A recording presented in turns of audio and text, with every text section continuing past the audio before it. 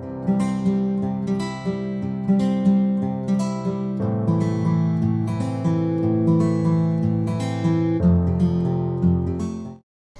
everyone, welcome back to my YouTube channel. I hope you all are doing great. In our last video, we had completed exercise 7.1, and in this video, we are going to start our next exercise, exercise 7.2. So let's get started. In question number 1 of exercise 7.2, we have to draw a figure according to the question. So let's see what it is saying. In an isosceles triangle ABC with AB is equal to AC. First of all, we have to draw an isosceles triangle ABC. ABC, in which AB is equal to AC. Side AB equal है AC के साथ. Isosceles triangles वो triangles होते हैं जिसकी दो sides equal होती हैं. यहाँ पर हमें AB AC के साथ equal given था, तो हमने यहाँ पर AB AC के साथ equal कर दिया. Then the bisectors of angle B and angle C intersect each other at O. Angle B का बाइसेक्टर और एंगल सी का बाइसेक्टर एक दूसरे को पॉइंट ओ पर इंटरसेक्ट कर रहे हैं. Bisector means suppose O B angle B का बाइसेक्टर है, इस पूरे एंगल बी का बाइसेक्टर है, विच मींस ये एंगल बी को दो इक्वल पार्ट्स में डिवाइड कर रहा है. मतलब ये वाला एंगल इक्वल होगा इस एंगल के साथ.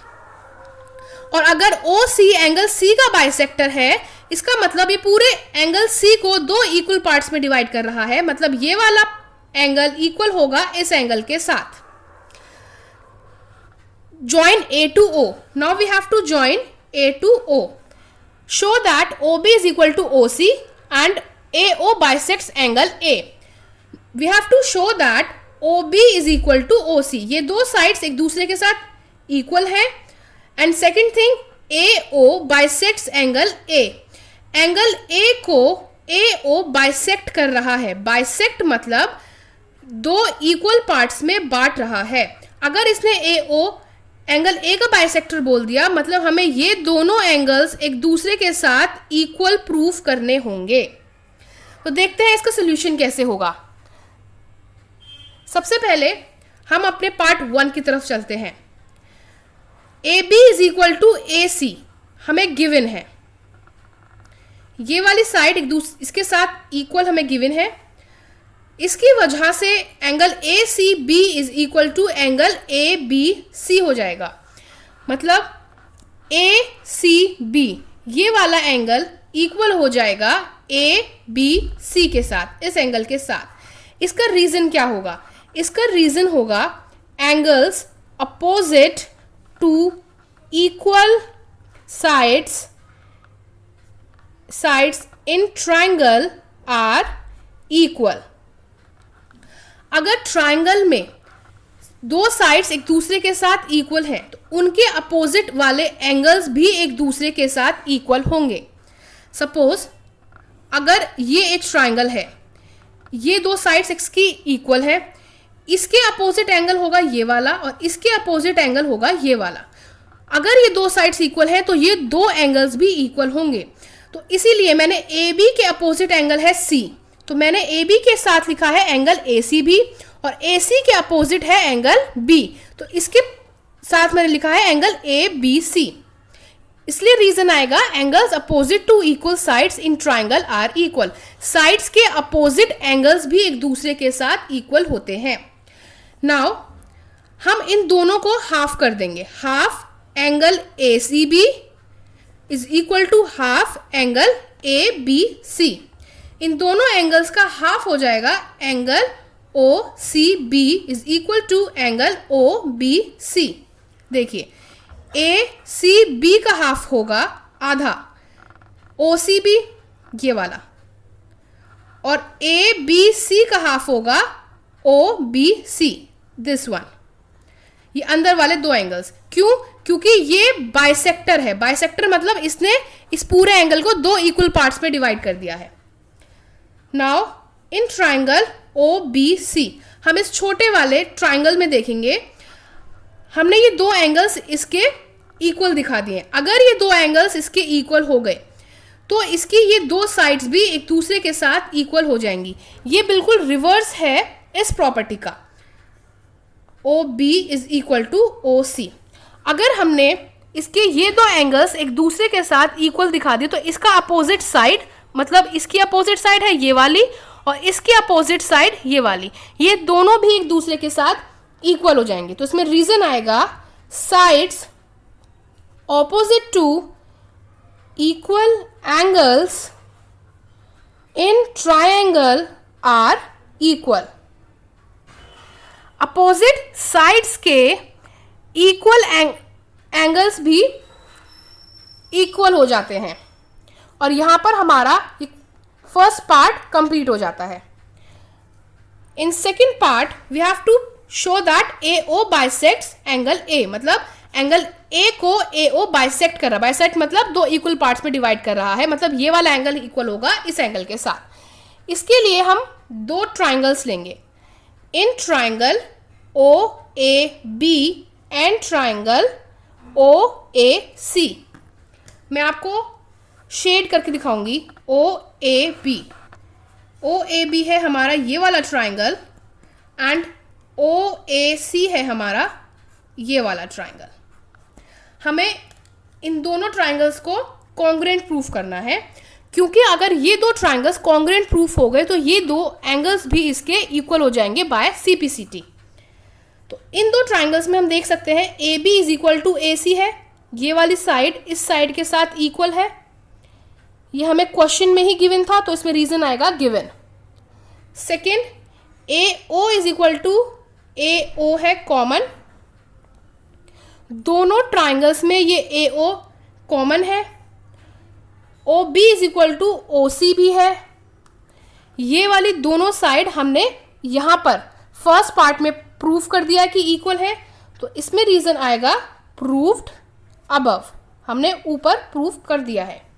हमने इसमें तीन चीजें इक्वल दिखा दी इन दोनों ट्राइंगल्स में, इसीलिए triangle O A B congruent हो जाएगा ट्राइंगल ओ ए सी के साथ by side side side congruency rule.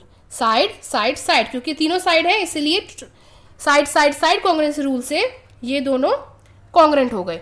अगर ये दोनों कॉन्ग्रुएंट हो गए तो सीपीसीटी से, सीपीसीटी का मतलब होता है अगर दो ट्राइंगल्स कॉन्ग्रुएंट हो गए तो उसके बचे हुए जितने भी पार्ट्स होंगे, चाहे वो एंगल्स हों चाहे वो साइड्स हों, वो सब एक दूसरे के साथ इक्वल हो जाएंगे। तो इसके ये वाली साइड तो ऑलरेडी इसकी इक्वल है, ये वाली साइड भी इक्वल है, तो इसके ये वाले एंगल भी एक दूसरे के साथ इक्वल हो जाएंगे और हमें यही प्रूफ करना था। तो हम आगे लिखेंगे angle O A B is equal to angle O A C by CPCT. CPCT की फुल फॉर्म होती है corresponding parts of a congruent triangle. Congruent triangle के कॉरस्पॉन्डिंग पार्ट्स, ये वाला एंगल हमने इस एंगल के इक्वल दिखा दिया है, या फिर आप इसको लिख सकते हैं therefore O A bisects angle A. इससे ये प्रूफ हो गया कि ओ ए ने एंगल ए को बाइसेक्ट कर दिया और यहां पर हमारा फर्स्ट क्वेश्चन कंप्लीट हो जाता है। Now let's move to the next question, question number 2। Question number 2 में हमारे पास एक ट्राइंगल है A B C in which A D is the perpendicular bisector of B C. Means A D B C के ऊपर perpendicular भी है और बाइसेक्टर भी है। परपेंडिकुलर मीन्स ये यहाँ पर 90 डिग्री एंगल भी बना रहा है और ये बी सी को दो इक्वल पार्ट्स में भी डिवाइड कर रहा है, means B D is equal to D C. Now we have to show that triangle A B C is an isosceles triangle. A B C को हमें एक आइसोसेलेस ट्राइंगल प्रूव करना है जिसमें A B is equal to होगा A सी। देखते हैं इसका सोल्यूशन कैसे होगा। अगर मैं इन दो ट्राइंगल्स को कॉन्ग्रुएंट प्रूफ कर दूंगी तो इसकी ये दो sides A B is equal to A C हो जाएगा by CPCT. So first of all we have to write in triangle A D B and triangle A D C. इन दो ट्राइंगल्स में आप देख सकते हैं A D is equal to A D. ये ए डी साइड दोनों triangles में आ रही है, दैट मीन्स इन दोनों में कॉमन है, तो इसका रीजन आएगा common. Second thing, A D B angle is equal to angle A D C. ये वाला एंगल इक्वल है इस एंगल के साथ, इसका रीजन आएगा A D is perpendicular to B C. क्योंकि ए डी बी सी पे परपेंडिकुलर है इसलिए ये दोनों एंगल्स एक दूसरे के साथ इक्वल होंगे 90 डिग्री पर। Third one, B D is equal to C D. B D C D के साथ मैंने आपको इक्वल बताया था। इसका रीजन ये है that A D is bisector, A D bisector भी है बी सी का, A D is bisector of B C, इसलिए ये दोनों साइड्स एक दूसरे के साथ इक्वल हो गई। हमने इन दोनों ट्राइंगल्स में 3 चीजें इक्वल दिखा दी हैं, इस वजह से ये दोनों ट्राइंगल्स कॉन्ग्रुएंट हो गए। यहाँ पर लिखेंगे हम triangle A D B is congruent to triangle A D C by side angle side. Side angle side congruency rule से ये दोनों ट्राइंगल्स कॉन्ग्रुएंट हो गए। अगर ये दोनों ट्राइंगल्स कॉन्ग्रुएंट हो गए हैं तो इसके कॉरस्पॉन्डिंग पार्ट्स, चाहे वो एंगल्स हो चाहे वो साइड्स हो, वो सब एक दूसरे के साथ इक्वल होंगे। इस वजह से इसकी ये दोनों साइड भी एक दूसरे के साथ इक्वल हो जाएंगी। यहाँ पर हम लिखेंगे A B is equal to A C by C P C T. Corresponding parts of congruent triangle, congruent triangle के कॉरस्पॉन्डिंग पार्ट्स भी इक्वल हो जाते हैं। अगर ये दोनों साइड्स इक्वल हो गई इन दोनों ट्राइंगल्स की, therefore triangle ABC is an isosceles triangle in which AB is equal to AC।